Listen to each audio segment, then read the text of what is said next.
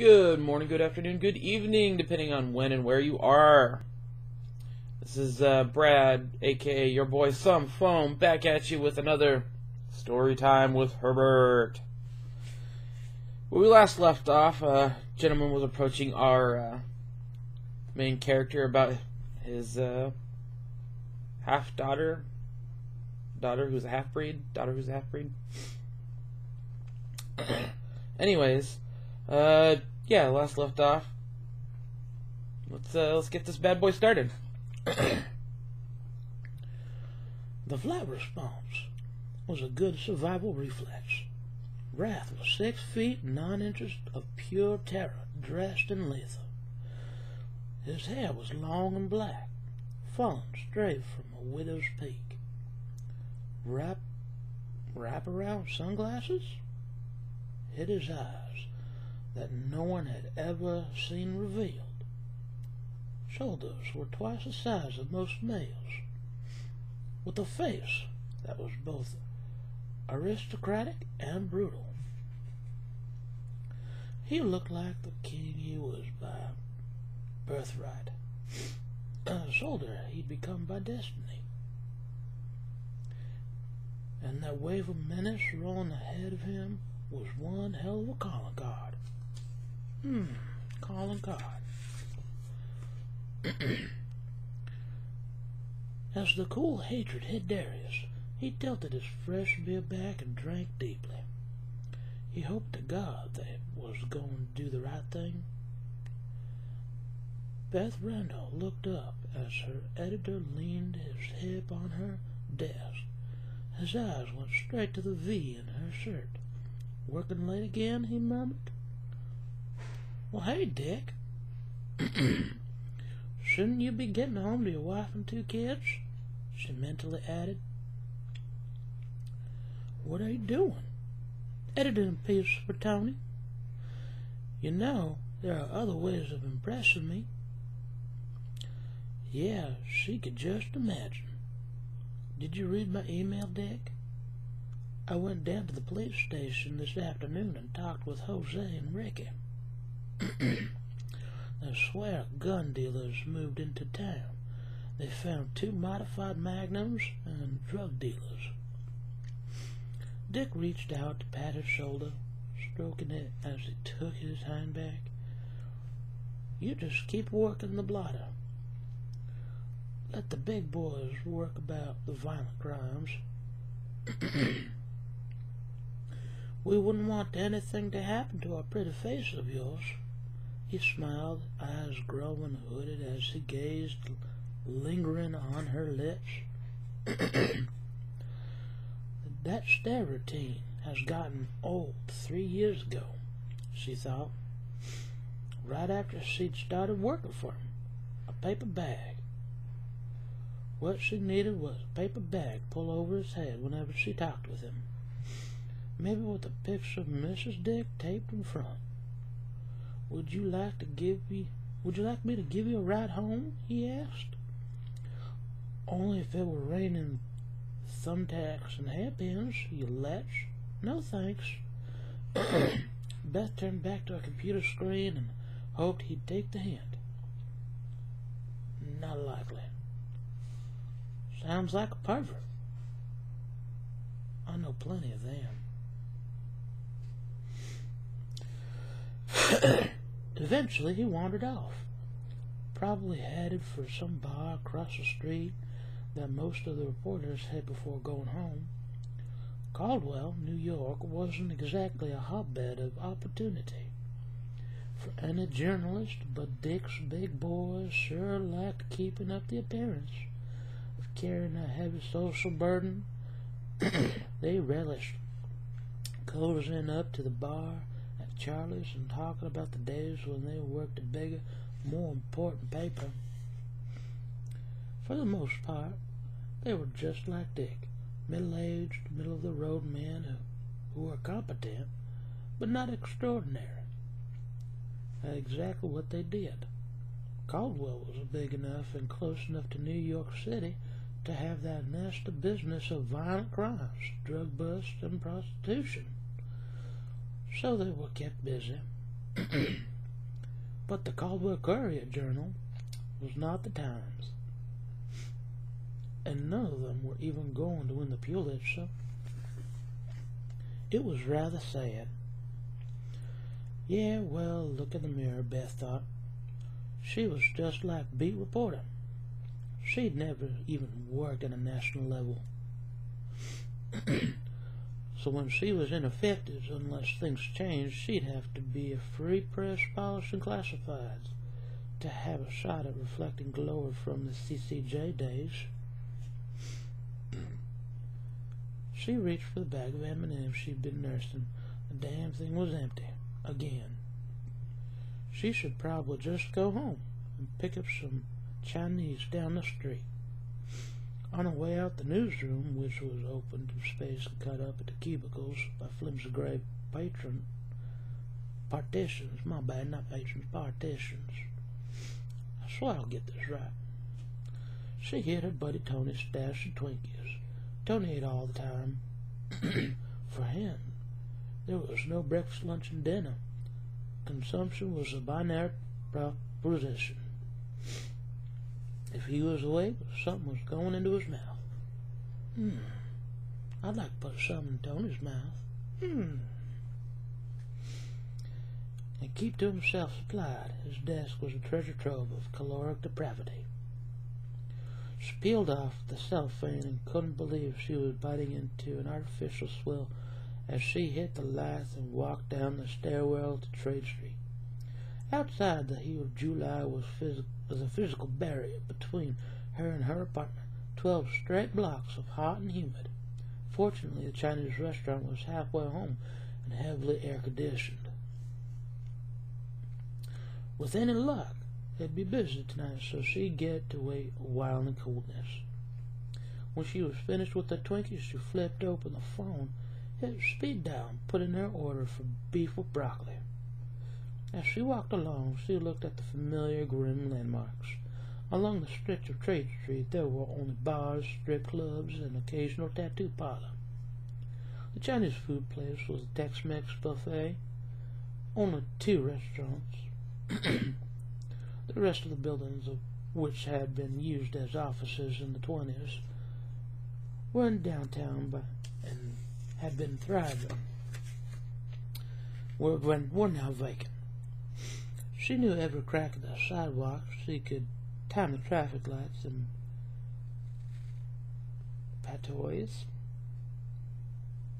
and the patois of sounds drifting out of the open doors and windows offered no surprises either. McGratter's bar was playing blues. Zero Sum had bleeding techno coming out of its glass entrance, and the karaoke man-chimes were fired up at Rubens. Most of the places were reputable enough, but there were a couple she stayed away from on principle. Screamers, in particular, catered to a scary-ass clientele. There was one door she wouldn't go through without a police escort. As she measured the distance between to the Chinese restaurant, and a wave of fatigue hit her. God, it was humid. The air was so heavy, she felt as if she were breathing water. She had a feeling of exhaustion. It wasn't just about the weather. She had been pooped for weeks, and suspected she was dancing with depression. Her job was going nowhere. She was living in a place she didn't care about. She had few friends, no love, and no romantic prospects. That's no way to go.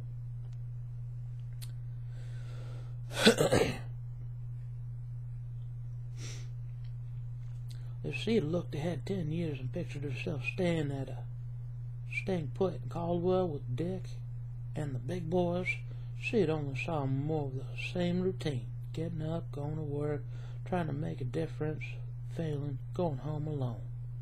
Maybe she just needed out. Out of Caldwell. Out of the CCJ.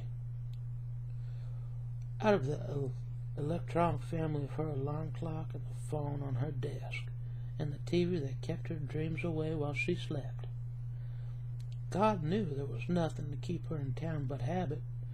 She hadn't spoken to any of her foster parents for years, so they wouldn't miss her. And the few friends she had were busy with their own families.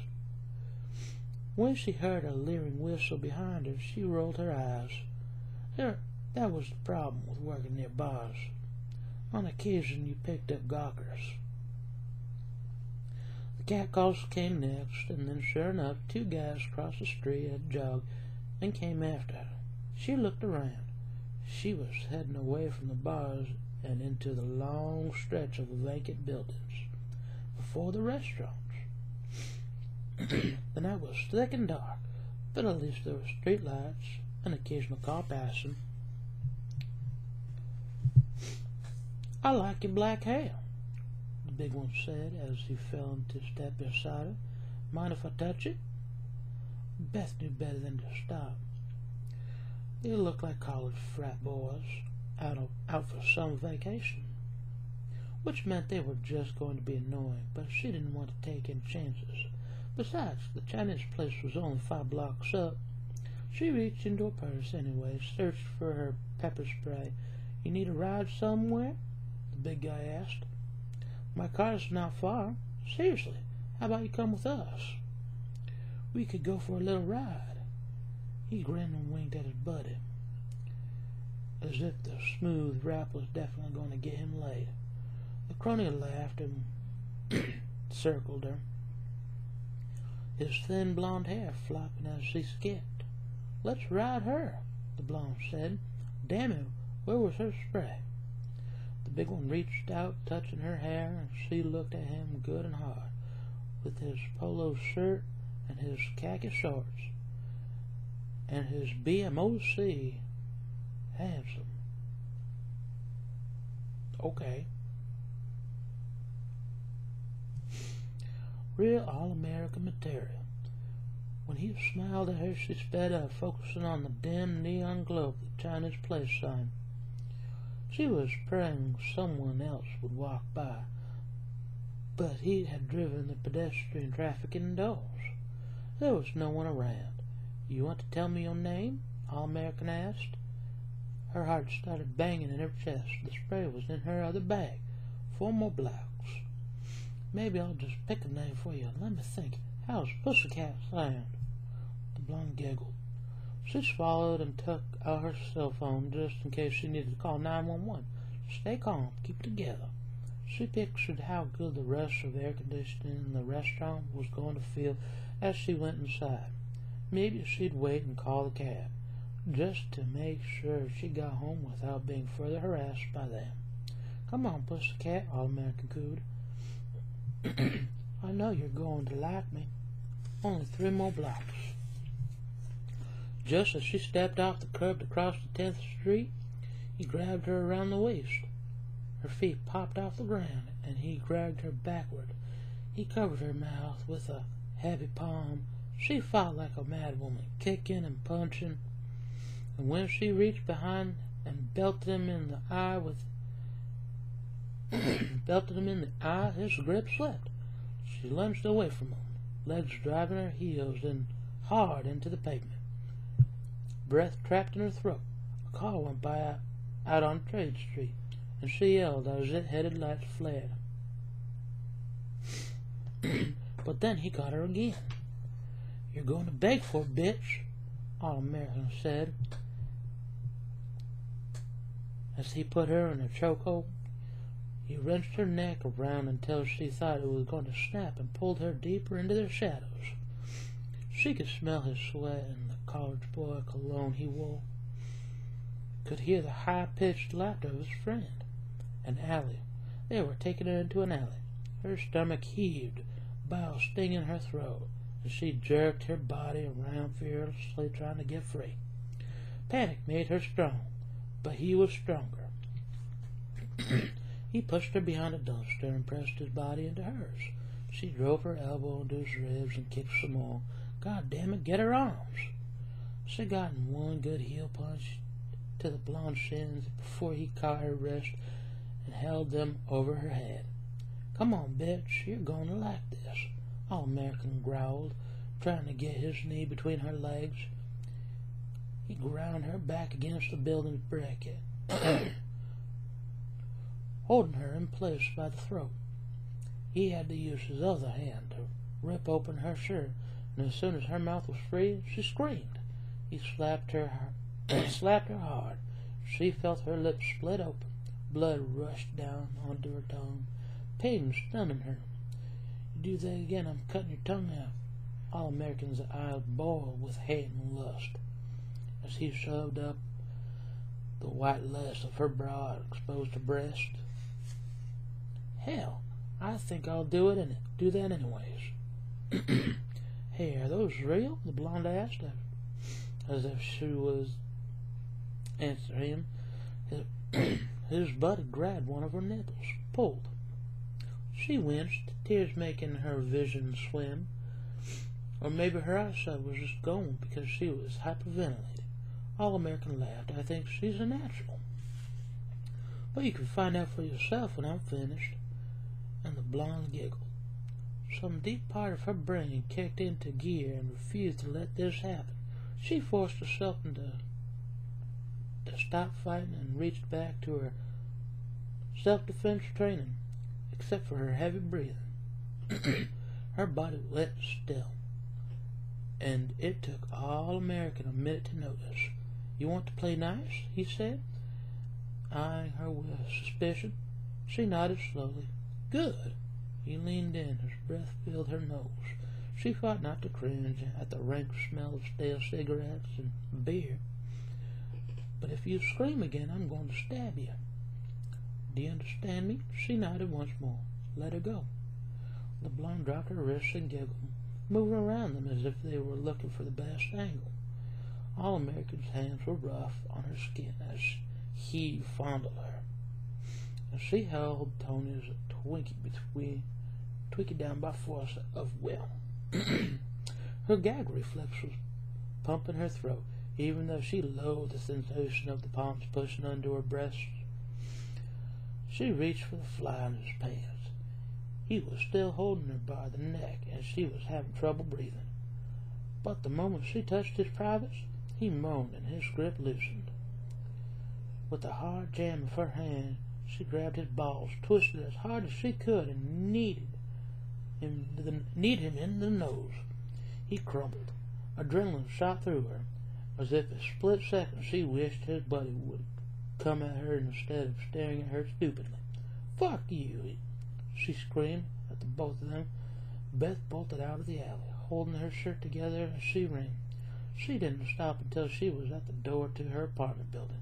Her hands were shaking so badly she could barely get her key in the lock. And it wasn't until she stood in front of her mirror at the bathroom she realized tears were pouring down her face.